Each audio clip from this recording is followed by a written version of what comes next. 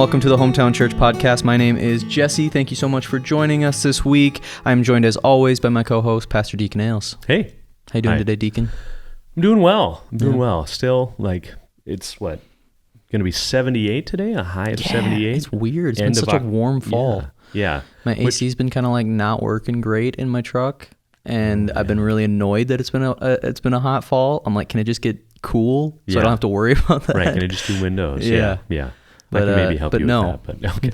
Yeah. Another thing, we got a bunny as a family, and it's the cutest thing that God created.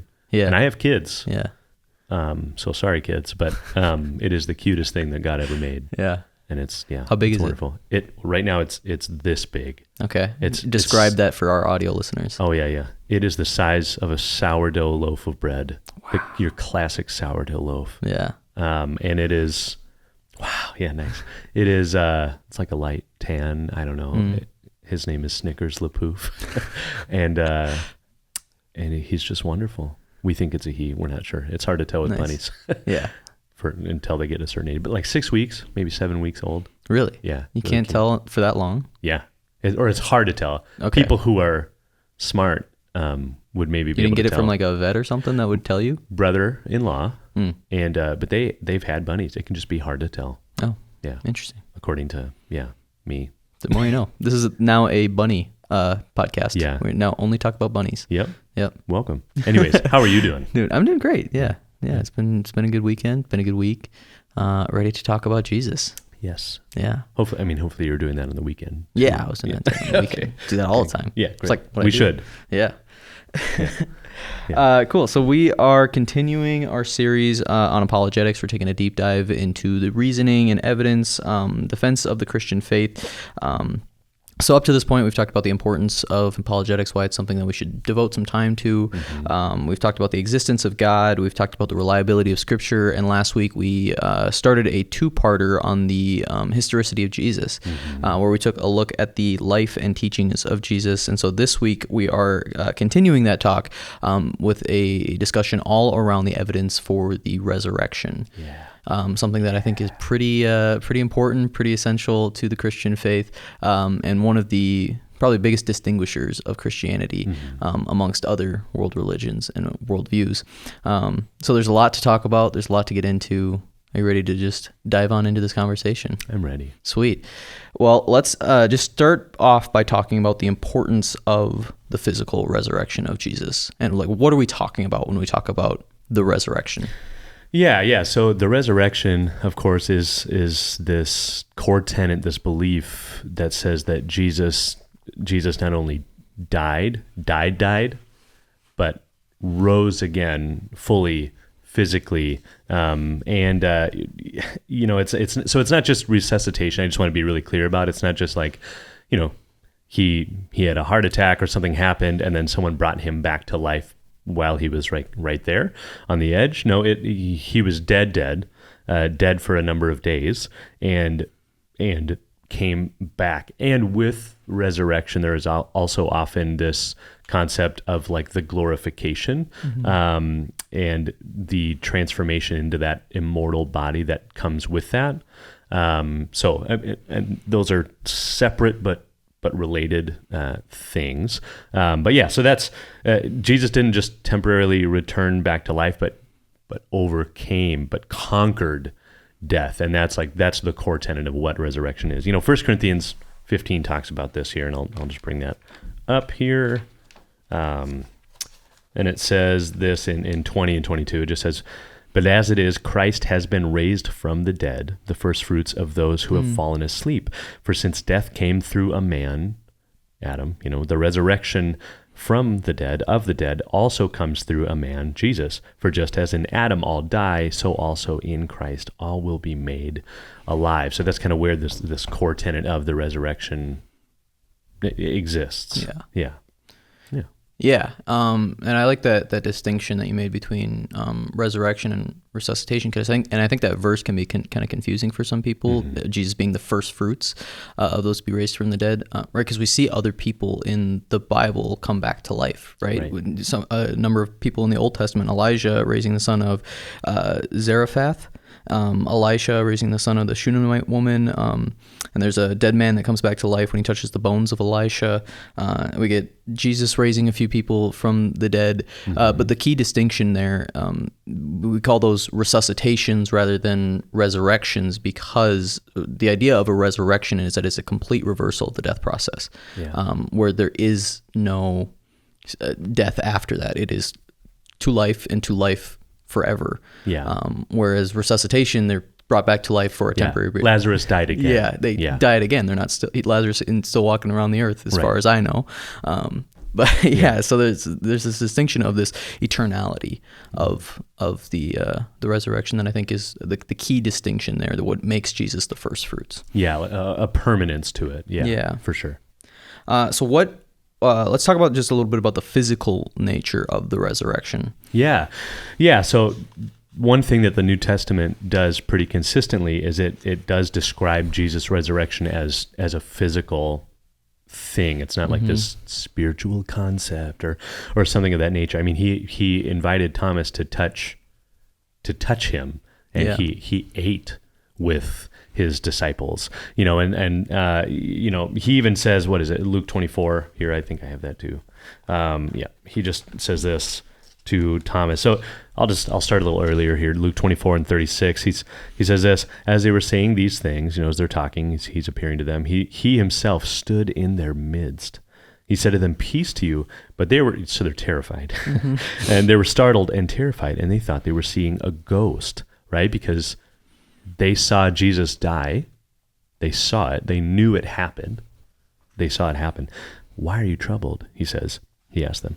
"And why do doubts arise in your hearts? Look at my hands and my feet, that it is I myself. Touch me and see, because a ghost does not have flesh and bones, as you can see I have." And so then he goes and he eats with them. And so there's this physical, he was dead. He was very dead, 3 days.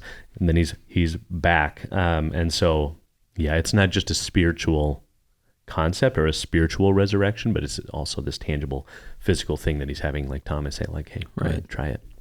Yeah. And I think it's just, it takes away a lot of the oomph for it to be a purely spiritual resurrection rather than a physical resurrection, right? Because the physical resurrection is what is giving evidential proof for Jesus being God, right?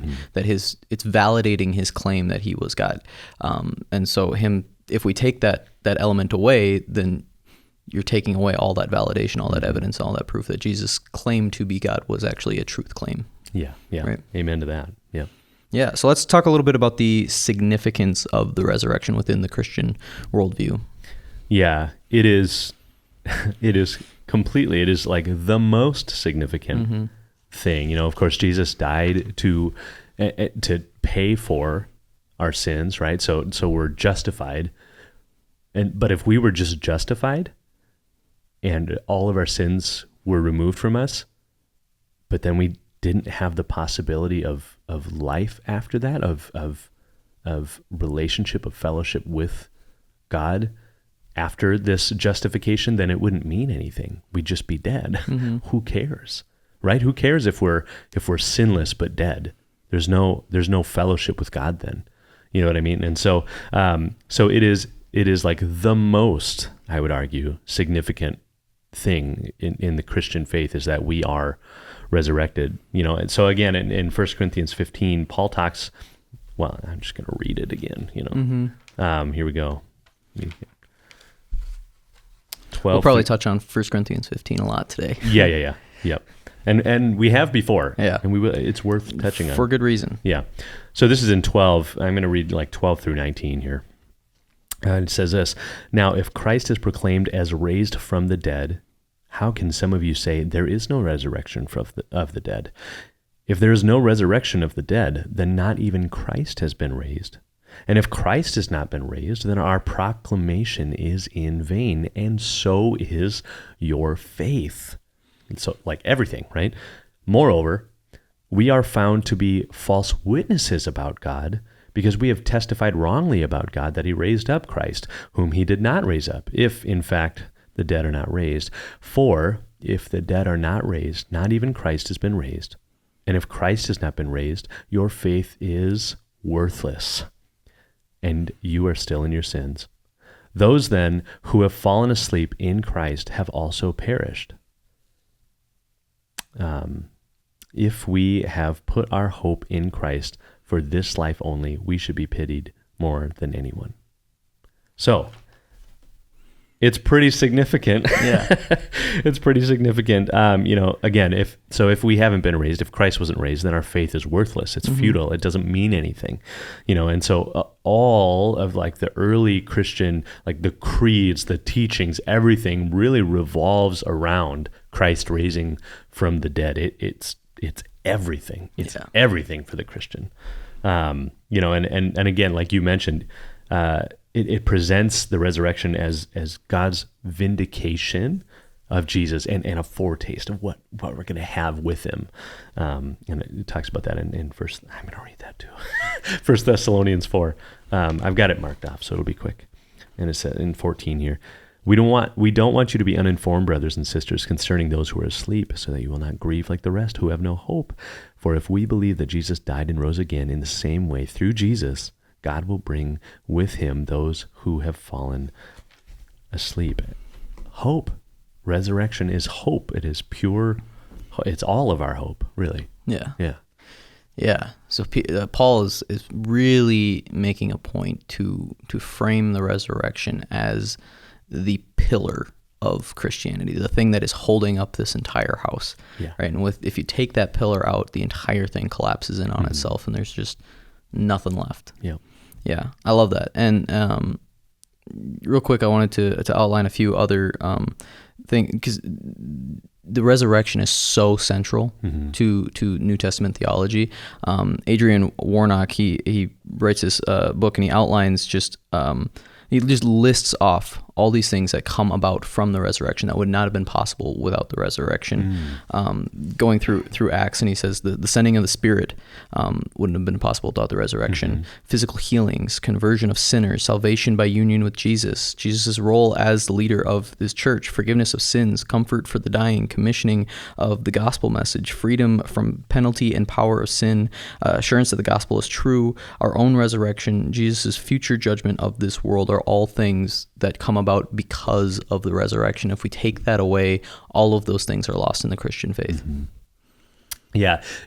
Death and sin and death are so bound and tied together. And so when Jesus conquers death and sin through his death, sacrifice for sin, but his resurrection, it's like you can't really remove them. They're so bound together. Yeah. So again, like the resurrection is it's the most important event in human history. Yeah. Yeah, absolutely. That's good. Yeah. So anything more on the significance of the resurrection before we move on to taking a look at the claims? It is the most significant thing. Sweet. Yeah. So let's talk about the claims that Christ would be raised from the dead. So these are like predictions of Jesus, and from Jesus himself even. Let's just talk a little bit about the claims that Christ would be raised from the dead. Yeah. So let's talk first about like the significance of the claims. So the resurrection claim is pretty radical, and even resurrection from the dead was kind of hotly debated in the Jewish community. Again, you have the Sadducees and the Pharisees and these kinds of things. And so Jewish and Roman authorities understood it as a threat to their power. They were not cool with that, because all of a sudden Jesus isn't just like some teacher, some upstart to some new wave of thinking. He might be who he says he is, or who other people are saying he is too. So it's this kind of big thing. So claiming Jesus would rise after 3 days, as seen in prophecies, Matthew 12:40 talks about it, John 2:19 talks about it. It just underscores this power that Jesus has over death and life, and it links him to God's power. And so suddenly again it presents him as not just some other guy, not just some other teacher or even a prophet or anything like that. There's something bigger here. And so again, it's like the most significant claim too, because he says, intrinsically tied to his resurrection is what he's going to do with the temple. It's all these things that have to do with faith and sin and history, how all of history is pointing to this point, so yeah. So he also, like I said, predicts his own resurrection. He explicitly predicted his own resurrection several times. Mark 8:31, Matthew 16:21. So let me just look at Mark 8 quick here. I got Matthew 16 here if you want me to read that one while you're looking for it. You start with that one. Yeah. From then on, Jesus began to point out to his disciples that he must go to Jerusalem and suffer many things from the elders, chief priests, and the scribes, be killed, and be raised on the third day. Yeah. Yep. So this is Mark 8:31. Then he, Jesus, began to teach them that it was necessary for the Son of Man to suffer many things and be rejected by the elders, chief priests, and scribes, be killed, and rise after 3 days. So it's just explicitly stated there. He's telling people like this is what has to happen. And so again, we see that the people following him are like, what? They're just bewildered. And because again, Jewish resurrection concepts were like collective and more geared towards the end times. They get that a little bit from Daniel, which maybe I can pull that out here. Daniel 12. Where it says, many who sleep in the dust of the earth will awake, some to eternal life and some to disgrace and eternal contempt. And so there's just this kind of overall view and thought that those who believed in resurrection, this would happen at the end. It would happen at the very, very end. And so here this differentiation strengthens the argument that Jesus' resurrection was like, it was unique and foreordained and all these different things, but it was a surprise, and so when he predicts it multiple times, I guess, to short story long, right. He predicts it multiple times with clarity. Yeah.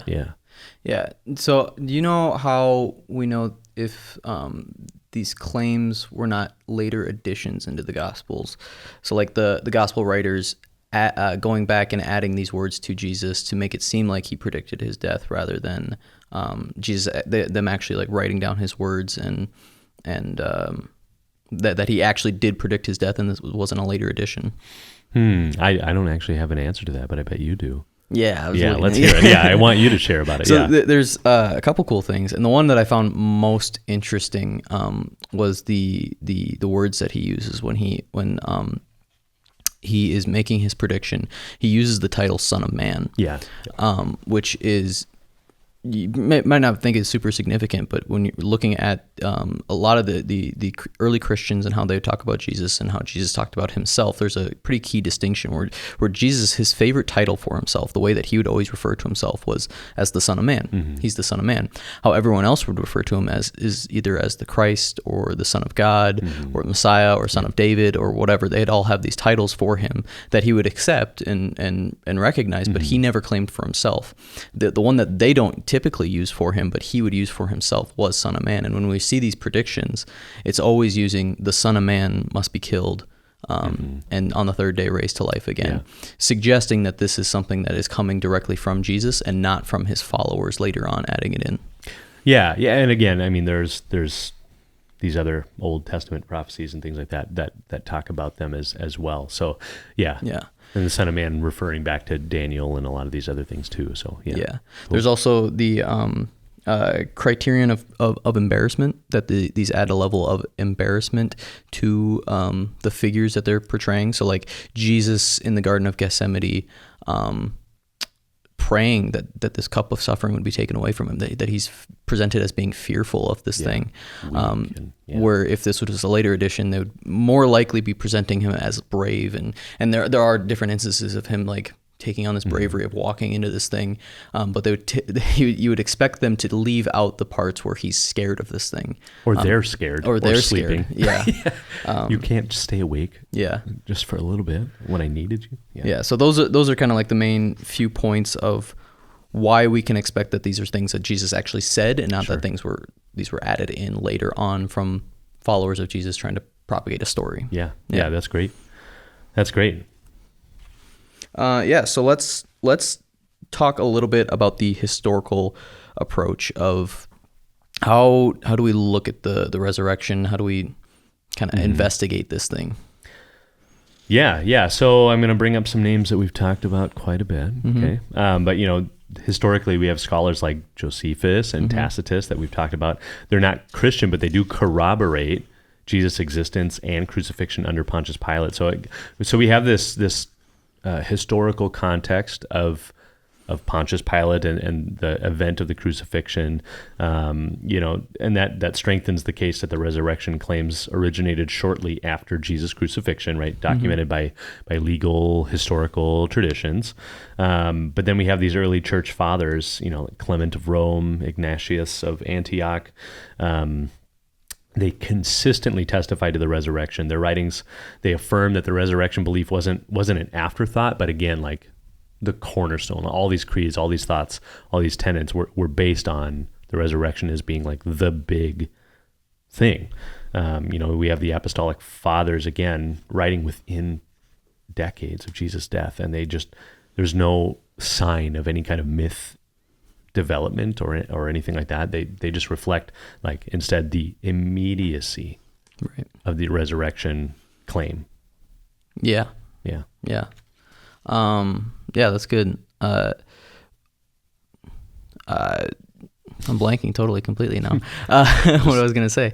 I think one of the things that kind of gets brought up too when we're looking at the different gospel accounts is that there can be some minor changes in how the story gets presented, small surface level details that seem to be contradictions on the surface, but maybe how do we deal with kind of those things when we're looking at the gospel accounts and the death and resurrection narratives?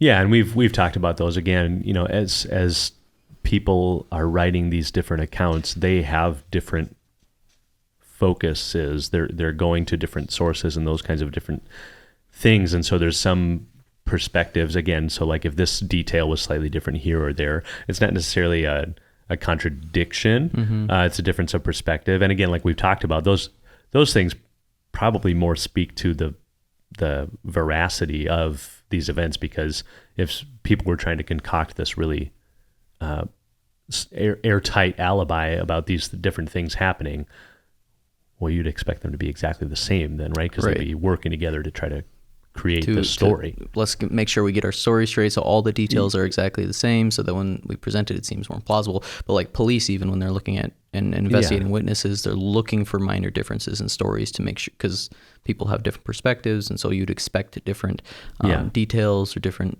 things to be noticed from this person, or to remember things a little bit differently, and so that more validates the stories rather than detracts from the stories. Yeah, that way they can tell that there's no collusion and weird things like that's happening, to where everyone created this like, okay, guys, we got to stick to this story, we got to stick to it. And again, if you made up a story like this, you wouldn't die for it, right?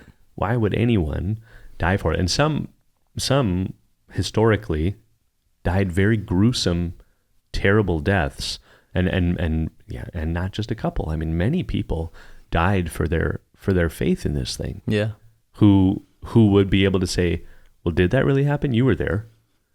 Did that happen? Right. Like, oh, well, no.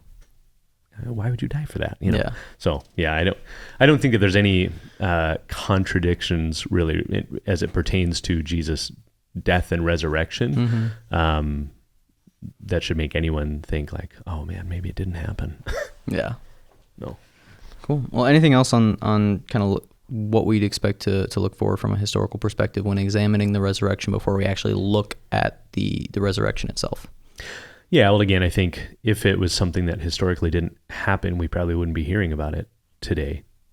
If it was something a story that was concocted by a few people, that doesn't change the world. That's not gonna exist and keep going if there's no power to it, if there's no truth to it, if there's nothing to it. It's not going to maintain itself as that goes forward. People would just let it drop and think, well, there's no significance here. So I think that's something that a lot of people don't think too hard on. Well, no, this kind of changed the world. This whole concept. of the resurrection, and people based their entire lives on it. And if it weren't true, again, the people who would be like, nope.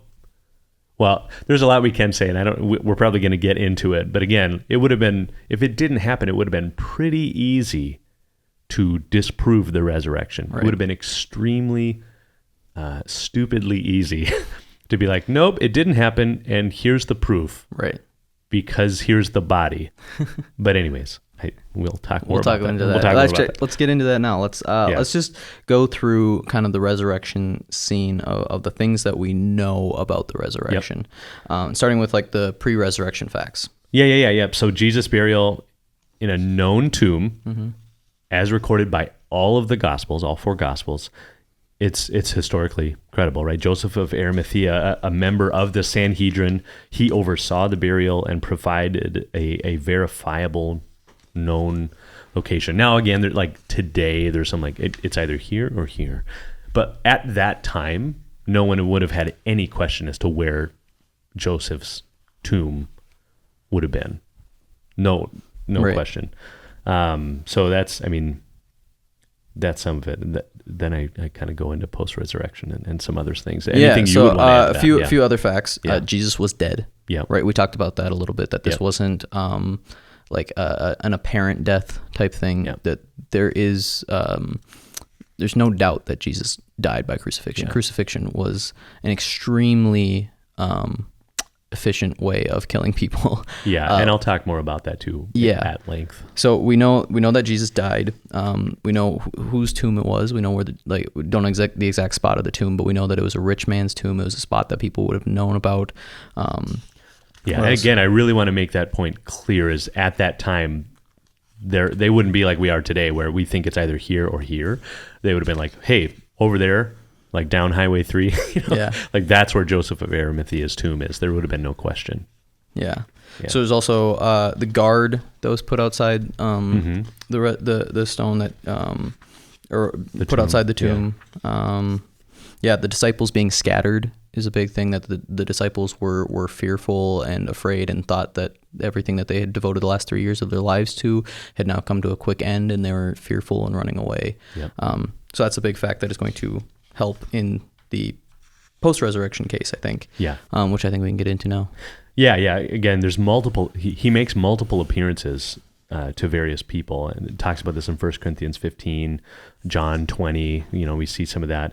They point to the resurrection. These appearances were varied, and they occurred over a period of 40 days, and so they reduce any possibility of hallucination or anything like that, because they're varied. The people, and again, the people he's meeting with, especially initially, if you were to fabricate the story, you would never use women historically to be some of the first people to see Jesus, because they were lesser people in society. In society, they just didn't have as much weight or authority as men did at that time. So you would never use women to establish credibility at that time. I'm not saying that that's the case today, okay? But I'm just saying that's just more proof to like that, hey, we're just recording history. Yeah. Yeah, if they were going to fabricate the story, they would include witnesses that would be considered more reliable. And in that culture, women were not considered more reliable witnesses, right. So they would choose more reliable witnesses in a fabricated story. Exactly. Yeah. What else?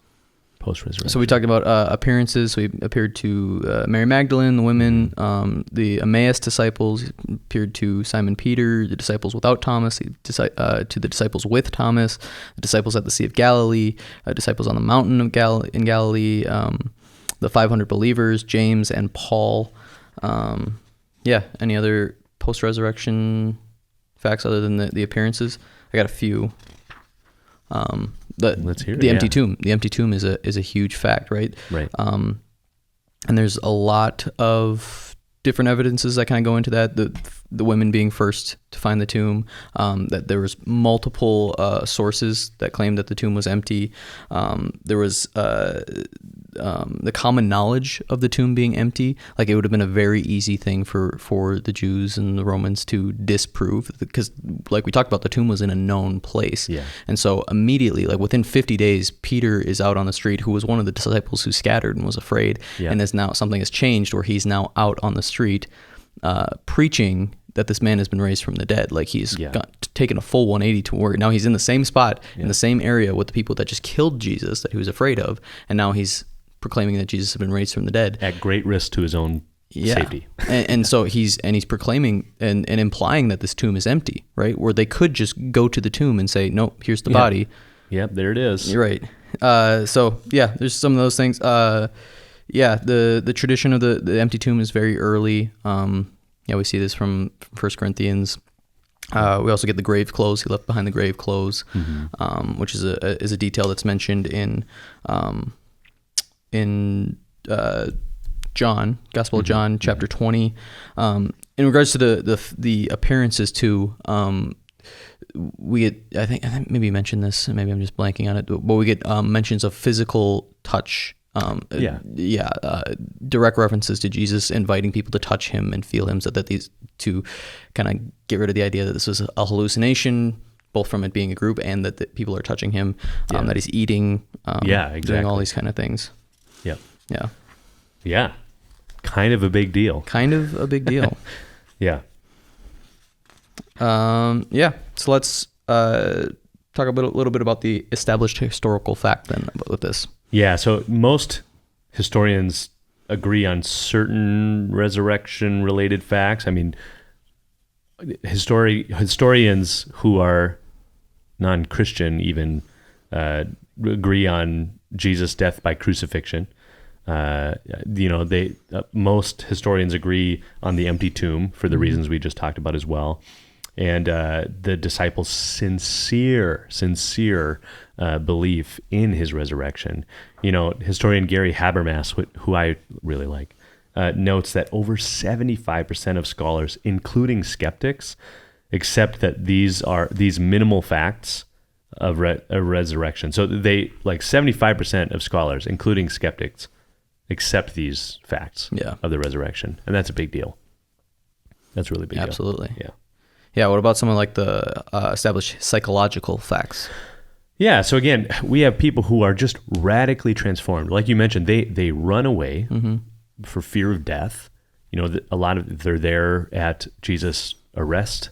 They're able to witness and see torture and beating, and then the public execution of Jesus. They scatter, they run away. We have Peter denying Jesus. We have all of these different things happen. And then suddenly, rather than being fearful and doubting and dismayed, like, hey, you were supposed to do all these things with Rome. Like, what are we doing here? Now you're gone. You're dead. They're out in the streets proclaiming he's back. He came back from the dead, you guys. Everything he said, and now, hey, we see it so clearly. This is what Jesus was talking about. All of this stuff. Look at us.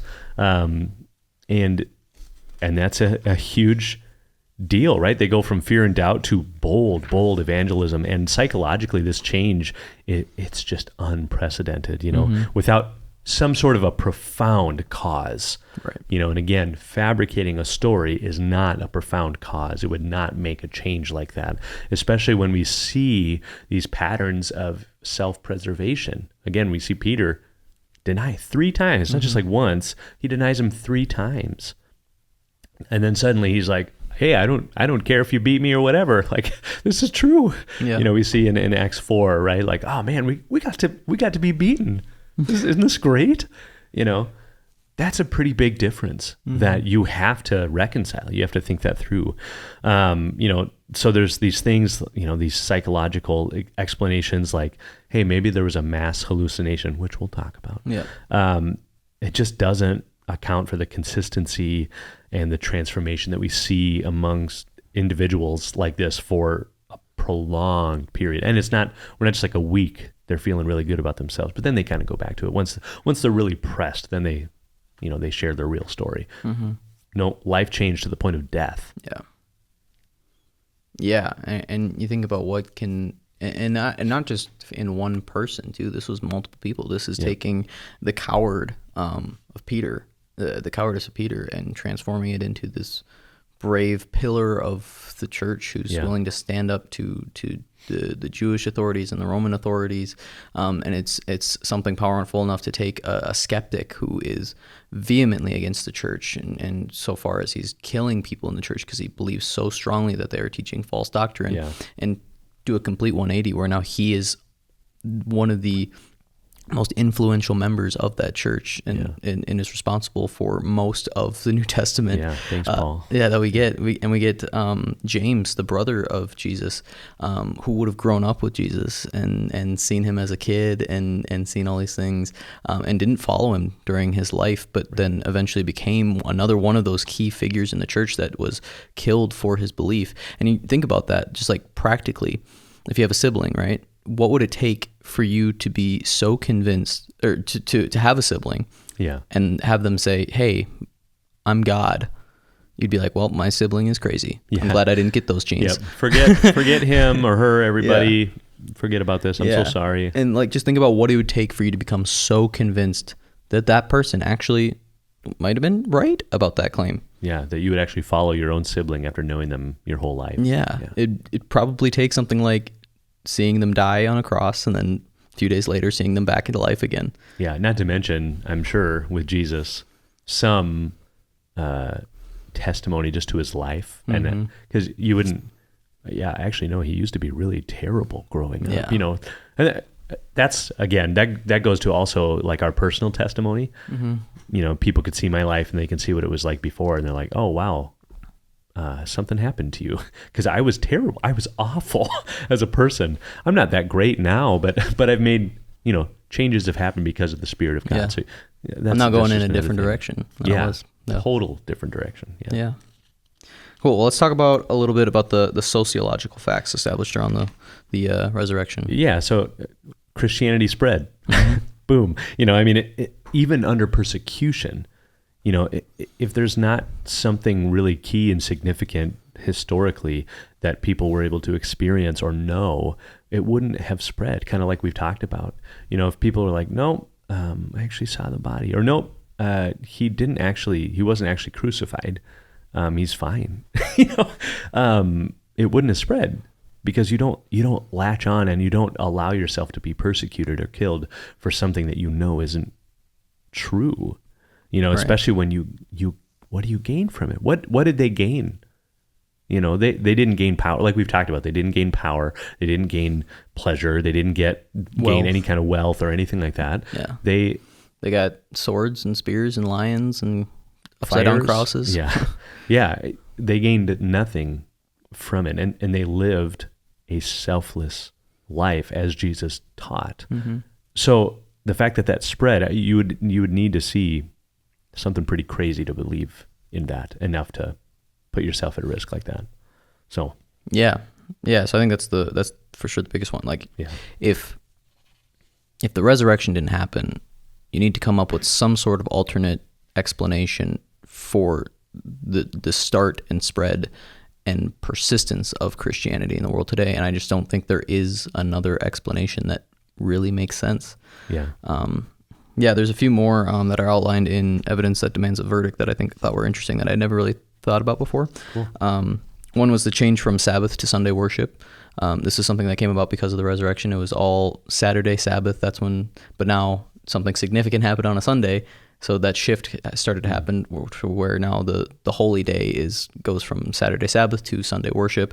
The change in meaning of baptism. We changed from Passover commemoration to communion, to where we don't really celebrate Passover anymore, but that has shifted to communion, doing the remembrance of Jesus. I think just a phenomenon of changing social structures and beliefs, like the entire there was an entire shift in how society functioned and worked and related to each other, and viewed human life. We talk about in Acts, there's the two main kind kind of philosophical group of thinkers. There's the Epicureans and the Stoics, right?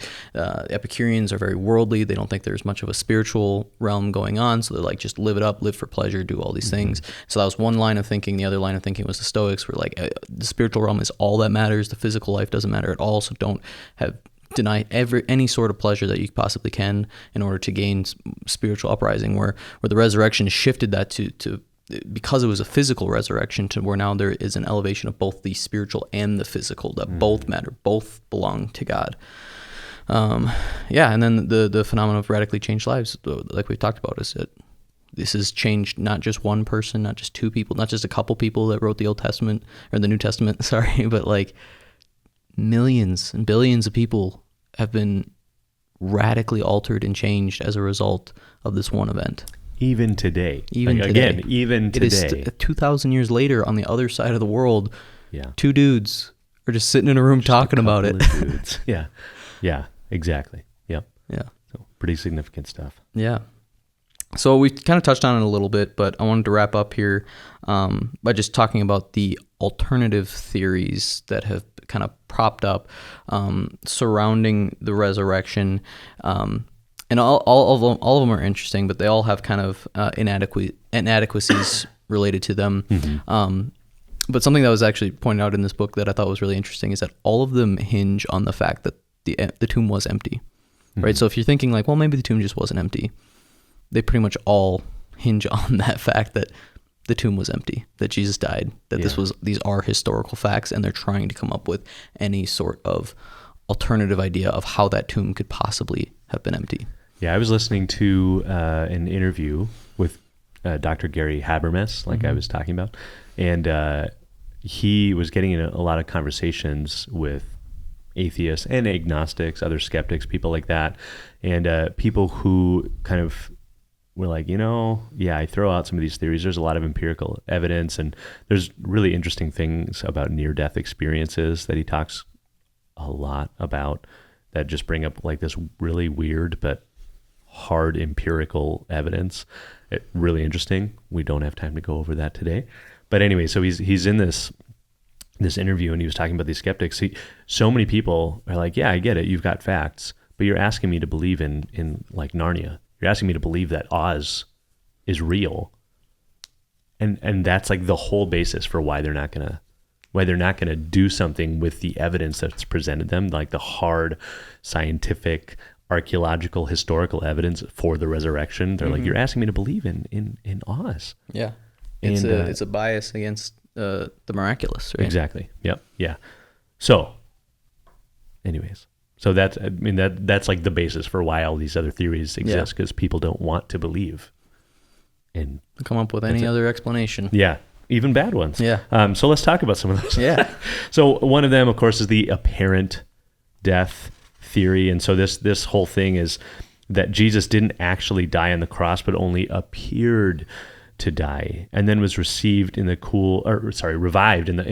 cool tomb environment. And so later he came out, right? And then he convinced that his disciples that he had risen. So here's some of my refutation for that, and not just mine, but from others as well. The medical impossibility of that is one. Crucifixion was a method perfected, a method of execution that was just perfected by the Romans, known for ensuring death. It's just a terrible thing to be known for. But the Journal of the American Medical Association, published a study in 1986 detailing the physiological trauma of crucifixion, concluding, goodness, easy for me to read, that survival was virtually impossible. The severe blood loss from the scourging that you received beforehand, as well as the asphyxiation from hanging on the cross, would have made survival impossible. It would have made it impossible. I mean, there's a lot of other things that we see just through the historical, the water and all of these different things. So there's that. The Roman executioners' expertise. Romans were trained executioners. They were dang good at it. They were really, really, really good at killing people. They broke the legs of the two thieves to expedite their deaths, because then they couldn't push up. Because what you had to do is, if you wanted to get any kind of breath at all while you're there, you had to push up with your legs on the nail that was embedded in your feet, which, again, imagine how painful, how excruciating that pain would have been to push up on that nail, piercing your feet together, to lift yourself up, to be able to just to take a breath, and so their legs were broken, but they didn't do so for Jesus because, he was already dead at that point. And again, that also fulfills Old Testament prophecy, which is just incredible that not one of his bones would be broken. And then to confirm his death, what do? They pierce his side, which releases blood and water. And it talks about that in John 19. And this separation indicates death due to a combination of trauma and asphyxiation. So blood, we're not having blood pumped in the same way anymore. So it just further confirms the blood and water observed. The medical indicator of cardiac rupture or fluid accumulation is what those things point to. So there's that. Terrible, but there's that. Stop me at any point. I'm just going to keep rolling. Tomb conditions. Even if Jesus had survived somehow, which again we've already established is basically impossible, his weakened and tortured state would have made it improbable for him to remove the stone weighing hundreds of pounds from inside the tomb. A near-death battered Jesus would also fail to inspire his disciples to proclaim a triumphant resurrection. They would have had to, even if all of those things happened, and he's able to somehow to get out of a tomb, which is guarded, by the way, to get out to his disciples, somehow to travel to them, after all of the blood loss and everything, and again, these giant holes and all these things that he's experiencing, the stabbing in the side, all of that, he would have to have been nursed back to health by his disciples. Yeah. And would you be like, okay, yeah, so I better just follow you forever, guy who I had to nurse back to health over this long period of time, the recovery for that would have been, I can't even fathom it. I'm not a doctor, but I can't fathom it. So there's that. Okay. Historical rejection by scholars. David Strauss, a German theologian, argued that a Jesus barely escaping death would have inspired pity rather than belief in a risen and glorified Savior. And so the theory just lacks credibility and acceptance among contemporary scholars due to just numerous medical and practical inconsistencies. Again, and we see him appearing to people as they're walking and they think, oh, maybe he's the gardener. Would you think that a man battered, bloody, I made that noise, I'm really sorry, but walking along like, oh, maybe that's the gardener. No, you'd be like, oh my goodness. Yeah. What happened to this guy? Yeah. It's just, it's impossible. The apparent death theory has no legs and it's just impossible. But do you have anything you want to add to that? Yeah, and then we also just get the story of the road to Emmaus, right? Where that was 7 miles from where they were. So he'd have had just to walking and talking. He would have had to, after all that, walk 7 miles and have no signs of, oh, this guy looks like a walking corpse. Yeah, I should help him or run away. Or I could do a Bible study with this guy. Let's talk about theology. Yeah. So there's that. Then there's the theft theory. Okay. And that theory again is that the disciples or others stole Jesus' body from the tomb. So that would explain the fact that the tomb's empty, there's nobody in there. Here we go. One is just a lack of motivation for fabrication. Like the disciples had no incentive to steal the body. They suffered persecution, they suffered imprisonment and martyrdom for proclaiming the resurrection. And people don't willingly do that for things that they know to be a lie. They would gain nothing from it. So we've talked about this quite a bit. And then, E.P. Sanders and Michael Licona, those are historians, they talk about that too. There's zero motivation for that kind of fabrication. Why would anyone do that? And again, so we have like eyewitness testimony of him appearing to them and talking to them about things. Why would you fabricate those things if you knew that it's not true? And then why would you live and be persecuted and then eventually be killed in really terrible ways. So there's that. The guarded tomb and the Roman seal is another kind of refutation. So Matthew 26, 62 through 66 talks about how the tomb was guarded by Roman soldiers and sealed by Roman authority. So tampering with a Roman seal was punishable by death.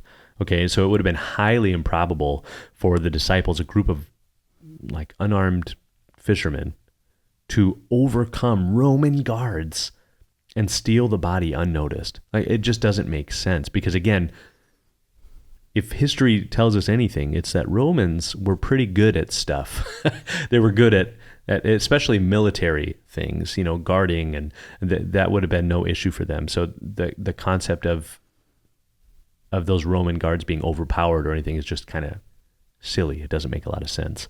Anything you'd add to that one?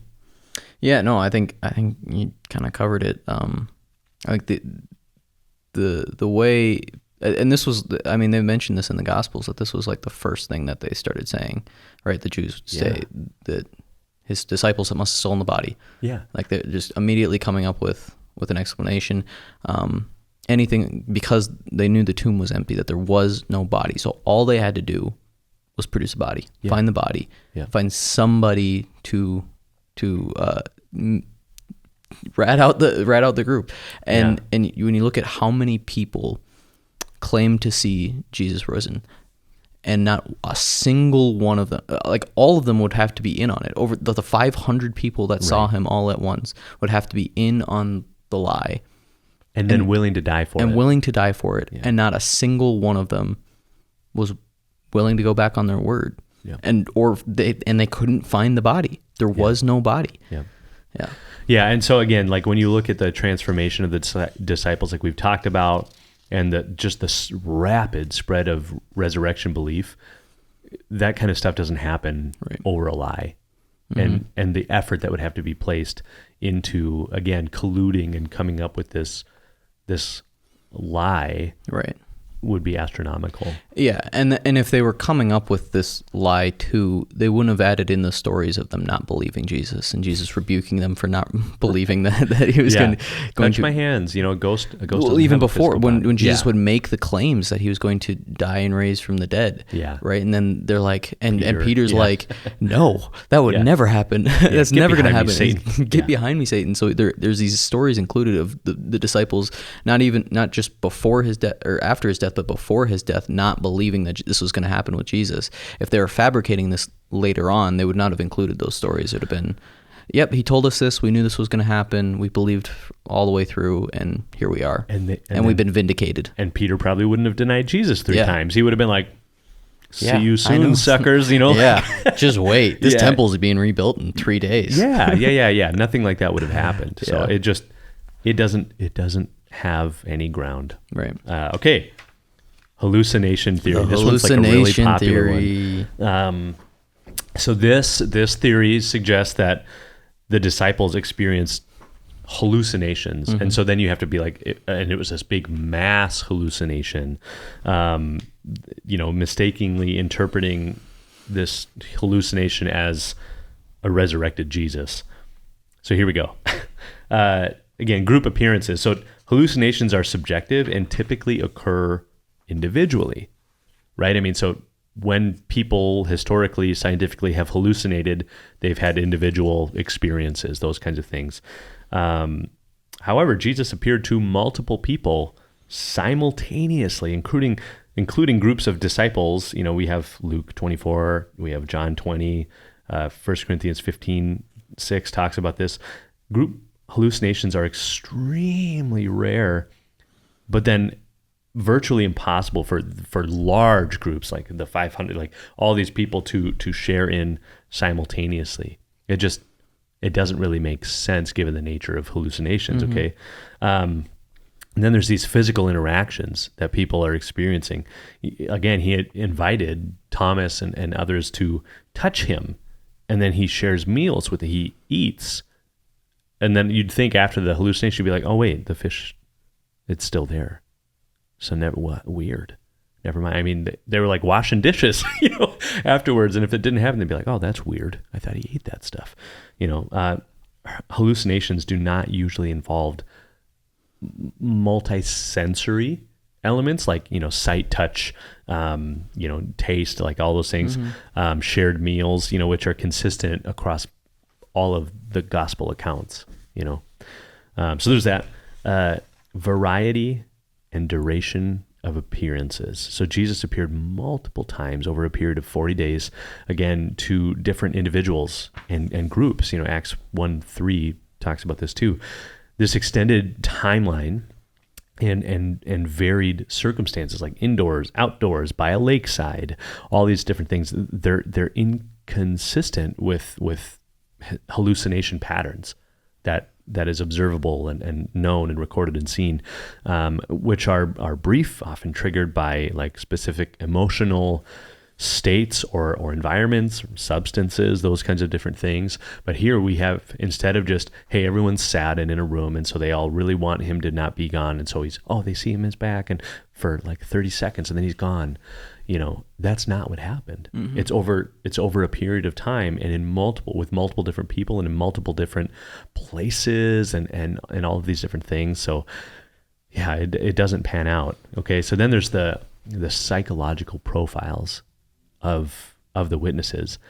The disciples weren't really expecting Jesus to rise quite in the way that he did, again, given the nature of their dispersion and fear and all of those different things. And Jewish beliefs, again, at the time didn't include the resurrection of an individual apart from the end of the world. Those were tied together. And so if anything, the disciples were likely in a state of just despair and doubt, making it even less plausible for them to collectively experience like this hopeful hallucination. Like, oh, wow, totally contrary to anything we expected, we're all now seeing this thing.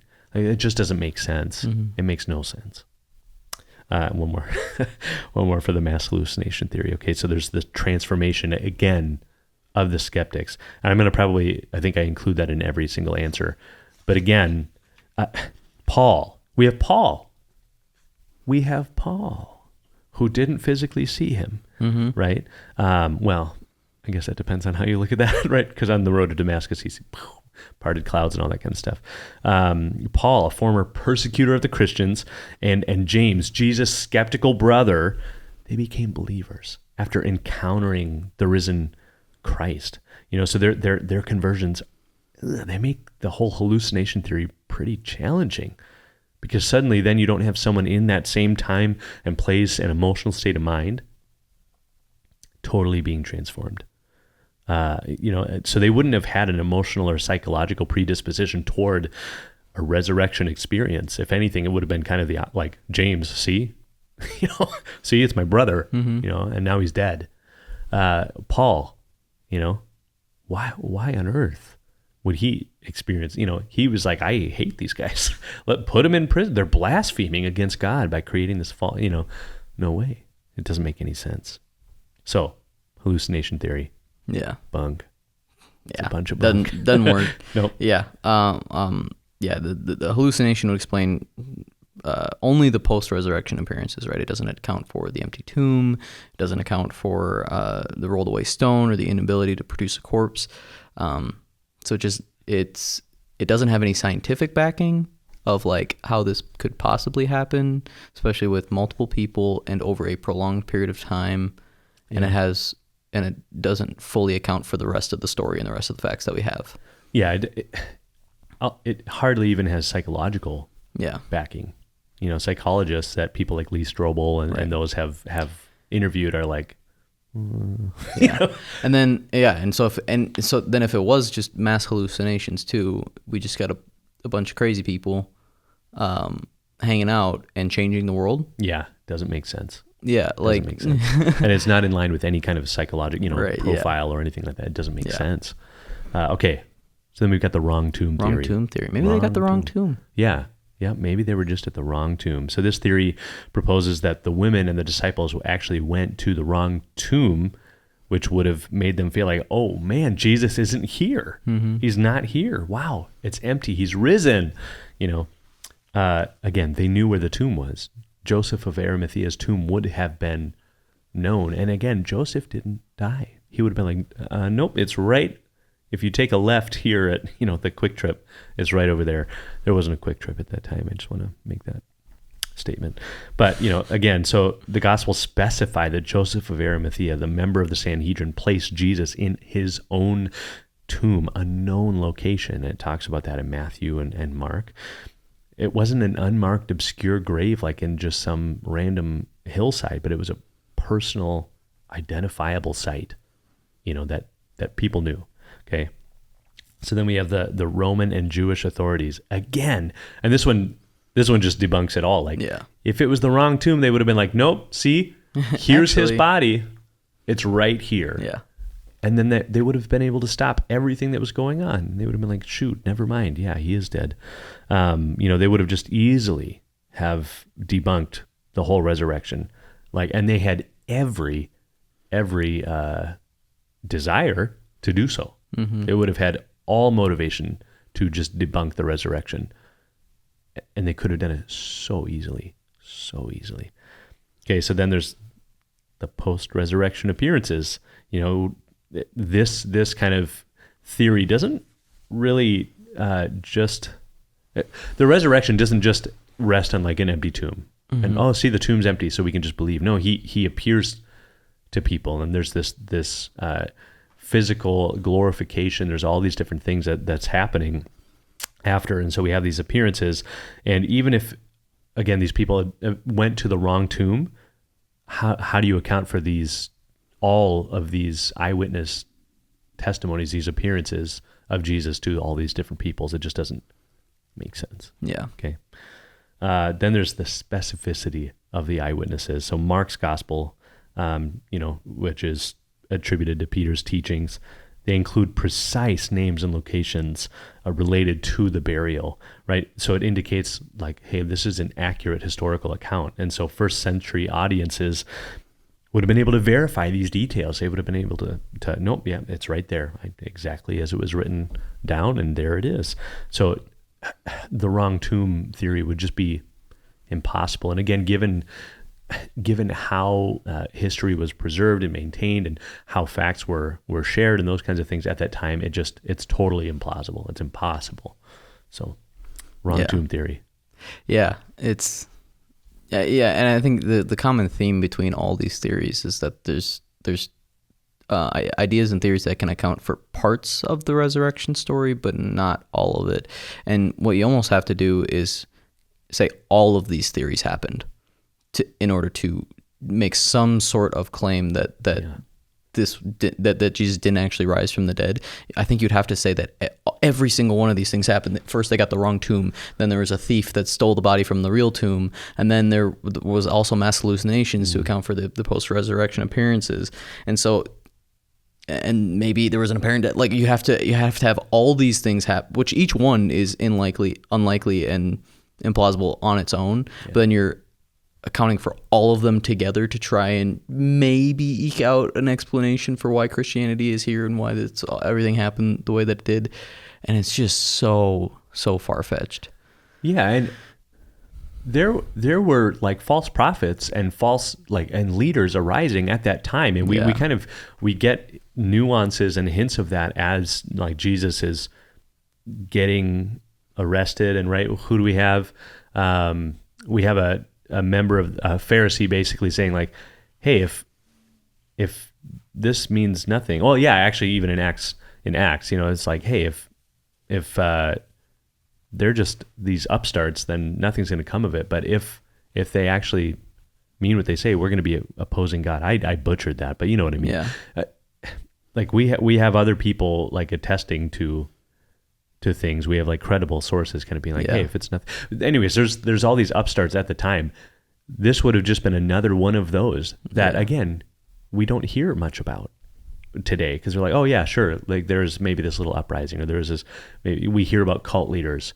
We look at David Koresh of like the Branch Davidians and all these things that we have in like American history, or Marshall Applewhite of the Hale Bop kind of people, Jim Jones, right? Jonestown. We have like these cult leaders, and then they're like, and then they all drank Kool-Aid and died, or then tanks came in and knocked down their building. and it ended. You don't have like, there's no Branch Davidians today that are like, no, it happened, you know? So again, this is just different from everything else. Right. Yeah. And I think there's an element of, I think Tim Mackey calls it chronological snobbery, where we have this assumption that people who lived in the past were just dumb, and like gullible, and like would believe anything just because they live in a different time. They have access to less information, which is just a completely wrong assumption to have about people. It's snobby. It is. Yeah. That's funny. Yeah. Yeah. Again, we have a lot of incredible advancements through society, like ancient societies. We have all of these incredible things that are happening. So to think that, you know, they would have been like, oh, fire, you know, or whatever. Like, it's just silly. Yeah. It's just absolutely silly. Right. There's another theory. It leaves us with one last theory to talk about today. It's Yeah. an interesting one. I Before hadn't this, heard I'd about never- this. Yeah, I was just going to say, never heard about this one before. Yeah. Yeah. But it's interesting. Let's talk about the family tomb theory. Family tomb theory. So this theory suggests that Jesus was buried in a family tomb and that his body was relocated, leading to the disciples mistakenly proclaiming his resurrection. It's not that dissimilar to like the wrong tomb theory, you know, but A little bit more specific. A little and bit a little more bit more specific. evidence with it too. Yep. So refutation there. I mean, Joseph of Arimathea's tomb, it was facilitated by Joseph of Arimathea, who placed him in a new unused tomb. And we see that in Matthew 27. And Jewish customs often reserved family tombs for kin, but Joseph's intervention allowed Jesus' body a respectful burial, right, in a well-known location rather than some family tomb. You know, Jesus' family wasn't a well-to-do family. I mean, Joseph was a carpenter, you know, and there wasn't a special family really. And so here Jesus is placed in a special tomb in like the top of the line, you know, like the mansion of tombs in that day, because Joseph of Arimathea, he was on the Sanhedrin, he's a leader, he's wealthy, so he's given this tomb of special honor because Joseph of Arimathea figured that Jesus was worth that. It made sense to him to do that. You know, absence of claims by Jesus' family. If Jesus' body had been relocated to a family tomb, then his family would have known that. And yet, so again, with James, they joined the church and supported the resurrection claims instead of being like, actually, it's just down the street, you know, or whatever. There's no historical evidence of Jesus' family objecting to or correcting the disciples' claims of the resurrection. Nothing. In fact, we have kind of the opposite, you know, immediate preaching of the resurrection. So the resurrection is preached openly and immediately in Jerusalem, like you said, with Peter, where anyone could verify the tomb's location and contents. The Jewish authorities could have accessed the family tomb if this theory were true, being able to just really easily counter the disciples' claims. Like, okay, well, and I bet they probably did that again. So they would have had all of this authority, the Romans and the Jews, and they would have been like, oh, let's check over here because maybe they switched. They did the bait and switch, you know, the old switcheroo, but no body was produced, you know. And then, sorry if you're hearing my hunger sounds on the mic. Maybe you are, maybe you aren't. But then there's the uninterrupted belief in the resurrection. Again, Jewish leaders and Roman authorities who had every incentive to disprove the resurrection could not produce the body or show any kind of evidence of a different burial site. And the failure to provide an alternative body or location corroborates that the disciples weren't mistaken. They didn't have the wrong location. But Jesus actually did rise from the dead. This one's really interesting. I like that there's this other theory that's going out there, but again, it's pretty similar to the wrong tomb, but like you said, a little bit more specific. Yeah. And there is the interesting thing that I found about this one is that they thought that they found the right one. Have you heard about that? No. Tell me about it. Talpiot tomb, I think is what it's called. Okay. Talpiot tomb. Which is claimed to be maybe the family of Jesus because there's the names inscribed on them. And so we get Jesus, son of Joseph. But the inscription is only partially legible, so they think it's Jesus. They can't tell totally. But it's interpreted as Yeshua bar Yosef. And then we get Miramain Mara, which it could be Mary Magdalene. They got Maria, which could be the mother of Jesus.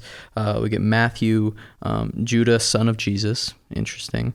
And then Joseph, which would be one of Jesus' brothers that gets mentioned in, is it the Gospel of Mark?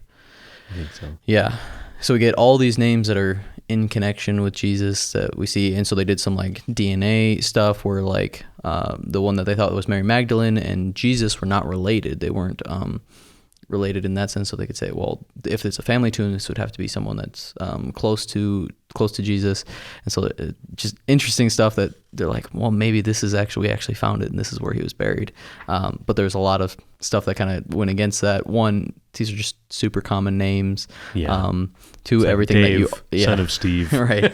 Yeah. To everything that you've already talked about, like James would have known about this. Yeah. And would have come out and said like, no, actually he's buried just right down the street. It has a lot of the same problems that the other ones do, and not a ton, but it's interesting because it's like, oh, those are names we recognize. Gotcha. Yeah, we found him. Yeah. It's like, well, maybe not. Yeah. Yeah. Yeah. Resurrection, man. I mean, historically, scientifically, it just it makes sense. What do you do with all that? Yeah. What do you do with all of the evidence for the resurrection? What do you do with all the evidence against these theories? Like they fall apart, and like Gary Habermas talks about, like a lot of scholars, even skeptics, feel like, these other theories don't really make sense. It kind of comes down to a thought of like, well, we don't really know what happened. We can't know what happened, but it can't be what people say happened. Like that can't be the option. Mm-hmm. Yeah. What's weird is many scholars aren't even there. Yeah. They're saying, sure, there's a lot of evidence for what happened, but what do I do with that? Yeah. I don't want to go there with it. So it's this personal conviction that I don't want to land where the evidence leads me, because then I have to believe in this fairy tale of a God that would come, die, and rise again. And because again, they're like, there's a lot of evidence here. What do you do with that? So, yeah. Well, I think our conclusion is that you say, I guess he rose from the dead. Yeah. Hey, there's a hope available to me. Yeah. That's different than any other religion.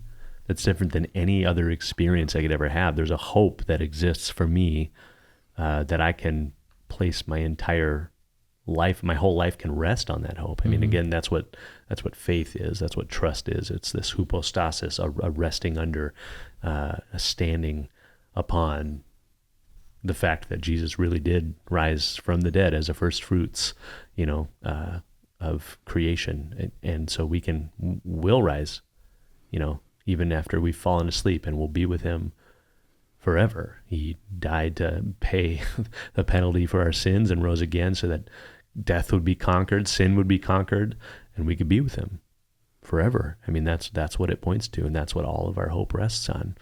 And when you look at all of the overwhelming, staggering evidence,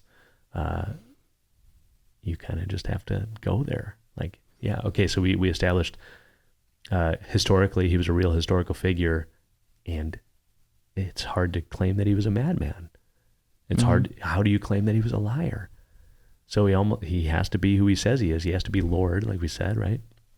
Because he's not a lunatic or a liar. So then if he is that, and evidentially he rose from the dead, then you got to do something with that. Mm-hmm. And I don't think that you're doing yourself any favors by like shutting yourself off to the facts. Right. Yeah.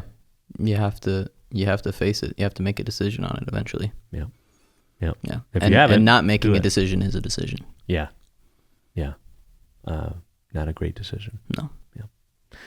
Yeah. Cool. So resurrection.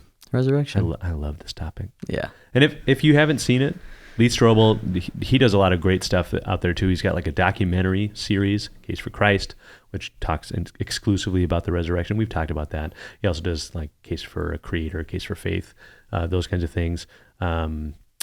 But that's great. There's this movie, The Case for Christ, that kind of is like this dramatization of his experience.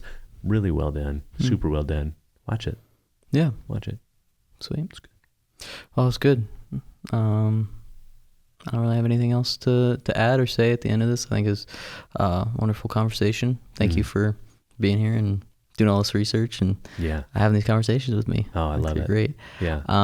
But maybe we missed something. So if there are alternate theories, different pieces of evidence that maybe we missed or we didn't talk about, let us know so that maybe we can investigate those things further and talk about those things a little bit more. But for now, we're going to close our conversation on the resurrection here. Next week, we will be giving a whole episode, which we teased earlier in the series, on the problem of evil. Why does God allow suffering? Why is there evil in the world if God exists? If God is all-knowing, all-good, and all-powerful, why hasn't he gotten rid of it? Yep. It's a hard question, and probably one of the most common, and we've talked about this too, but one of the most common that comes up from skeptics or agnostic people and people who are like, I want to believe in something, but what about this? How can it be that? I'm excited to talk about it. Me too. Yeah. Cool. Well, if you are watching online on YouTube, just know that we have an audio version of this podcast wherever you can get your podcasts: Apple Podcasts, Spotify.